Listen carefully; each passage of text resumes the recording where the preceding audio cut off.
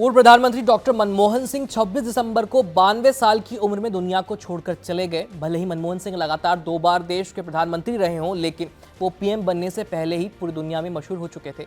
प्रधानमंत्री के अलावा दुनिया भर के लोग उन्हें एक बेहतरीन इकोनॉमिस्ट यानी अर्थशास्त्री के रूप में जानते हैं। अगर डॉक्टर मनमोहन सिंह नहीं होते तो आज देश की हालत पाकिस्तान से भी बुरी होती, क्योंकि 1991 में भारत भयंकर आर्थिक संकट से जूझ रहा था। तब मनमोहन सिंह देश के वित्त मंत्री हुआ करते थे। उस वक्त उन्होंने वो किया जिसे करने के लिए जिगरा चाहिए।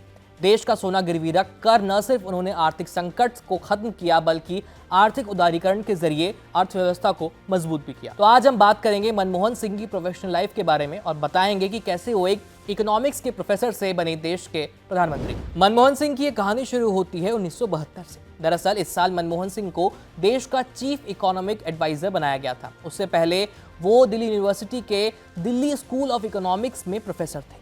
ये वो दौर था जब देश के प्रधानमंत्री इंदिरा गांधी थी। उन्होंने मनमोहन सिंह को देश का इकोनॉमिक एडवाइजर चुना। इसके पीछे भी एक अहम वजह थी। दरअसल इससे पहले मनमोहन सिंह UNCTAD में काम कर चुके थे। इसके बाद वो एक इकोनॉमिक्स के रूप में सिंह की प्रतिभा को देखते हुए उन्हें तत्कालीन रेल मंत्री ललित नारायण मिश्रा ने विदेश व्यापार मंत्रालय के सलाहकार के रूप में नियुक्त किया।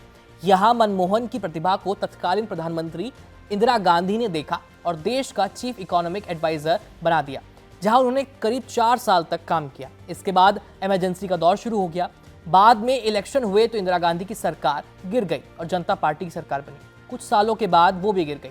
इंदिरा गांधी ने एक बार फिर से सत्ता में वापसी की। फिर क्या था, उन्होंने मनमोहन सिंह पर फिर से अपना भरोसा जताया और उन्हें देश के प्लानिंग कमीशन में डाल दिया। साल 1980 से लेकर 1982 तक उन्होंने प्लानिंग कमीशन में काम किया। पहले बतौर चीफ इकोनॉमिक एडवाइजर और फिर प्लानिंग कमीशन में काम करके मनमोहन सिंह ने सबको अपनी प्रतिभा का लोहा मनवा दिया था।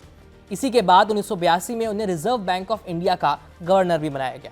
ऐसा कह सकते हैं कि वो देश के पहले ऐसे और इकलौते प्राइम मिनिस्टर हैं जिनके सिग्नेचर देश के नोटों पर भी दिखाई देते हैं। वो 1985 तक इस पद पर रहे। कहा जाता है कि RBI के गवर्नर पद पर रहते हुए मनमोहन सिंह के इंदिरा गांधी से रिश्ते काफी खराब हो चुके थे।